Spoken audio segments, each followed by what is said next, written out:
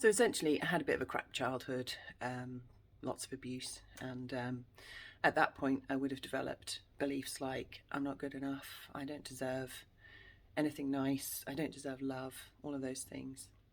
And when puberty hit and I became interested in boys, I was desperately trying to find the love that I didn't get from my parents from those boys, and that just led to a string of just horrible, abusive relationships. So that kind of made things even worse. So by the time I got to my early 20s, I had a lot of shit going on. You know, I had a lot of damage, a lot of trauma, and experienced a lot of abuse. And I then met a lovely, nice, calm guy who became my husband eventually. But even though life from my mid-20s was stable and nice, and I had a fair amount of career success, had two lovely kids, but I wasn't right. So I was still upset. I was still angry and scared as a result of what had happened to me. And sometimes that was big anger and big fear, panic attacks and things like that, definite anxiety. And sometimes, and kind of every day, all the rest of the time, it was just low level. So it was kind of like stress, feeling stressed about things, and also like resentment. I used to just feel sort of low level resentment about all sorts of weird stuff that came out of beliefs that I had about what had happened to me and what it meant about me as part of that.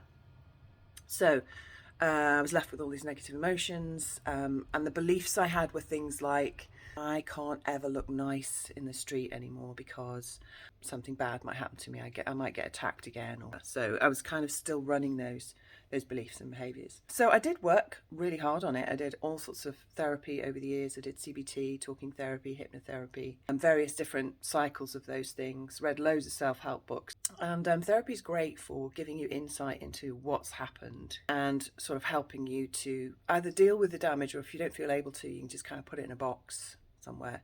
But the problem with that is that when it's not properly dealt with and let go of, it's like a sort of pen full of Rottweilers, right? And the Rottweilers breed over the years, and they get more and more, and they're pretty upset about being in that pen, and so they get louder and louder.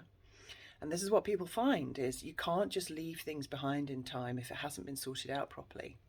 And often therapy means that you have to kind of relive stuff. So it means getting in the pen with the Rottweilers in order to try and sort the situation out. So, I mean, that was the benefit of coaching, really. When I did some coaching, when I learnt NLP, so I'm a master practitioner of neurolinguistic programming, is there's no need to get in the pen with the dogs and actually relive whatever unpleasant experiences have happened.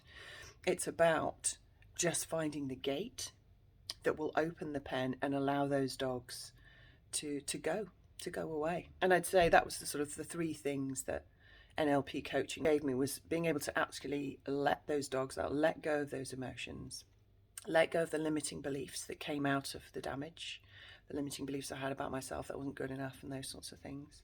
And also it gave me a way forward. So it's kind of, I've dealt with this stuff now, but what's next? How do I do what's next? How do I do happy? How do I do successful? How do I do not anxious? How do I do not stressed? And so it gave me really achievable steps for moving forward. I've been through the mill myself, and I found NLP was an absolute game changer for me, better than all the other therapies I tried. A lot of clients that come to me have tried other therapies first. I'm kind of like that washing powder that gets rid of the stubborn stains. Yeah, that's me.